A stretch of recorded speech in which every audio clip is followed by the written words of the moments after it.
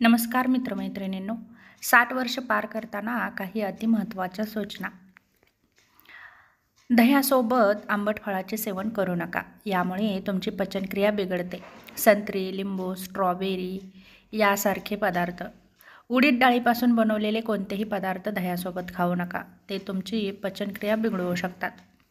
पेरूची काही ताजी पाने घेऊन पाण्यात उकळवून बारीक करून घ्या आणि ही पेस्ट पिंपल्सवर लावल्याने त्याचा चांगला फायदा होतो. जेवल्यानंतर 1 कप लस्सीमध्ये चिमूटभर भाजलेले जिरे आणि काळे मीठ मिसळून प्यावं. लूज मोशनमध्ये आराम मिळतो. रात्री झोपण्यापूर्वी भाजलेले हरभरे खाऊन वरून 1 ग्लास कोमट दूध पिल्याने श्वसनमार्ग साफ होतो आणि दम्यापासून सुद्धा तुम्हाला आराम मिळतो. आठवड्यातून एकदा तरी ऑलिव्ह ऑइलने केसाला मसाज करा. असं केल्याने डोक्यावरील केस लवकर पांढरे होणे थांबतात आणि मजबूत होतात. डोकेदुखीचा त्रास होत असेल तर दुधात बदाम मिसळून तयार केलेले दूध सकाळी रिकामी पोटी प्या आणि ते सेवन केल्यानंतर 2-3 तास काहीही खाऊ नका. याचा तुम्हाला नक्कीच फायदा होतो.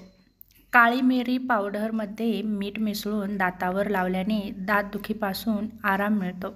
तेव्हा हे छोटे छोटे उपाय तुम्ही नक्की करून पाहू शकता. ओवा हे एक वेदना कमी करणारे औषध आहे. हे हलके भाजून घ्या आणि तोंडात ठेवा आणि हळूहळू चावा. याच्या सेवनाने कंबरदुखीपासून लवकर आराम मिळतो. आळस हा माणसाच्या विकासाच्या मार्गातील सर्वात मोठा अडथळा आहे. त्याचा हा माणसाच्या कामावर, शिक्षणावर आणि आरोग्यावर सुद्धा खूप परिणाम होतो, ज्यामुळे तुमच्या जीवनातील आनंद कमी होतो. म्हणून आळस सोडा आणि नेहमी सक्रिय राहा. थकवा तुम्हाला मानसिक आणि शारीरिकदृष्ट्या कमकुवत करतो. त्यामुळे व्यक्तीची क्रिया कमी होते आणि व्यक्तीला उदास असल्याची भावना निर्माण होते. हे टाळण्यासाठी व्यक्तीने पुरेशी झोप, संतुलित आहार आणि नियमित व्यायाम केला पाहिजे. ध्यान केल्याने मानसिक शांती आणि आनंद मिळतो. असे केल्याने तुम्हाला आरामही वाटू लागतो. भाजलेल्या हरभऱ्यामध्ये प्रथिने, लोह, कॅल्शियम आणि व्हिटॅमिन असे अनेक घटक असतात, जे आपल्या शरीरासाठी खूप फायदेशीर असतात.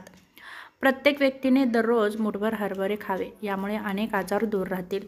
कढीपत्ता कोलेस्ट्रॉलची पातळी नियंत्रित ठेवण्यासाठी, अतिसार आणि बद्धकोष्ठता किंवा अपचन यासारख्या पोटाच्या समस्या दूर करण्यासाठी उपयुक्त आहे. यामध्ये असलेले व्हिटॅमिन हे डोळ्यांसाठी खूप चांगले मानलं जातं. सूर्यफुलाच्या बिया, खरबुजाच्या बिया, भोपळ्याच्या बिया, सीड्स आणि जवसाच्या बिया हे सर्व केसांचे आरोग्य सुधारण्यासाठी खूप फायदेशीर आहे. तुम्ही जर खूप जास्त चहा पीत असाल तर तुमचे पोट खराब होऊ शकते.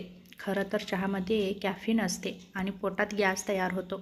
यामुळे तुम्हाला अपचनाच्या अनेक समस्यांना सामोरं जावं लागतं. जास्त चहा पिल्यामुळे झोपसुद्धा खराब होऊ शकते.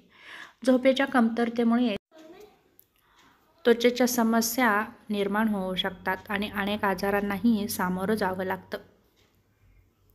बरेच लोक दूध आणि दही एकत्र खातात. त्यांच्या ह्या भिन्न स्वभावामुळे ते एकत्र सेवन करण्यास सक्त मनाई आहे. परंतु यामुळे तुम्हाला अपचन, ॲसिडिटीसारख्या समस्या उद्भवू शकतात. कधीकधी नाभी जागेवरून हलते आणि खूप त्रास सहन करावा लागतो. अशा स्थितीत सरळ झोपा आणि सुक्या आवळ्याची पावडर बनवा आणि त्यात अद्रकाचा रस मिसळा आणि तो नाभीच्या भोवती बांधा आणि 2 तास सरळ झोपण्यास सांगा. नाभी जाग्यावर येते. वेदना आणि जुलाब यासारख्या समस्याही दूर होतात. अशा स्थितीत रुग्णाला मुगाच्या डाळीची खिचडी द्यावी. जर तुम्हाला डोकेदुखीचा त्रास होत असेल आणि डोळ्याला जर अंधारी येत असेल तर 1 चमचा आवळा आणि 1 चमचा वाळलेली कोथिंबीर बारीक करून रात्रभर 1 ग्लास भरून पाण्यात टाका आणि सकाळी मॅश करून गाळून घ्या आणि त्यात 2 चमचे खडीसाखर बारीक करून घाला.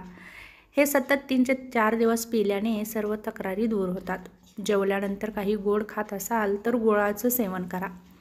यामुळे तुम्हाला डायबिटीजचा त्रास होणार नाही.